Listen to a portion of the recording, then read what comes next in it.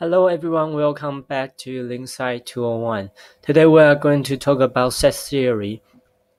Set theory combined with predicate logic would be a very useful tool to represent semantics. So if we use set theory as meta language, then we can get rid of the circularity problem as in the dictionary. In other words, we can use set theory to define meaning in human languages, so we don't need to use dictionary definition. And this idea will be much clearer in the next lecture. Okay. So, what is a set? A set is a group of stuff. So, for example, if we put all these items inside this box, then this box would be a set. Okay, so a set is just a group of stuff. Okay, notation of set. So this is the easiest way, the most intuitive way to represent a set. We use curly brackets and we list all the members in this set. Okay, so for set A, it's just a bunch of numbers, and B is a bunch of names.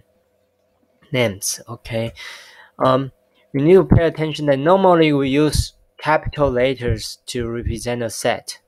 So set A is this one, set B is this one, curly bracket, and we use comma to separate all the members. Okay.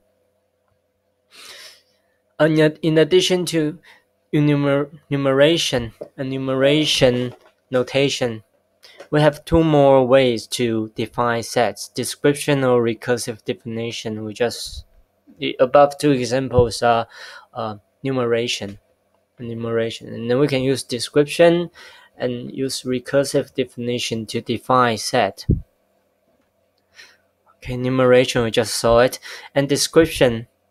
So description can be represented in this manner. We use curly brackets as well, and we use a variable. We can use x, y, whatever, and then you have a vertical bar, and then you describe the property of this x. So for example, x is a integer between 1 and 5.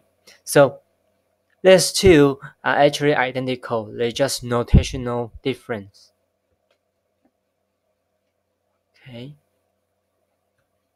And then another way to describe a set is to use recursive definition. So recursive definition, we just need to we define a base case. For example, if we try to define 1 to all the natural numbers, we can use this recursive definition. We define a base case first. 1 is a positive integer, and then if n is a positive integer, then so n plus 1 is also a positive integer. Okay. And then we have this is a recursive case. So we define a new member in terms of an element. They are known members. So we already know n is the member. And then we use this n plus 1. Then n plus 1 will be a new member. And then we have a bounding clause. We say nothing else is a positive integer. So enumeration could be problematic when we have an infinite set. For example, positive integer is it has infinite members, right?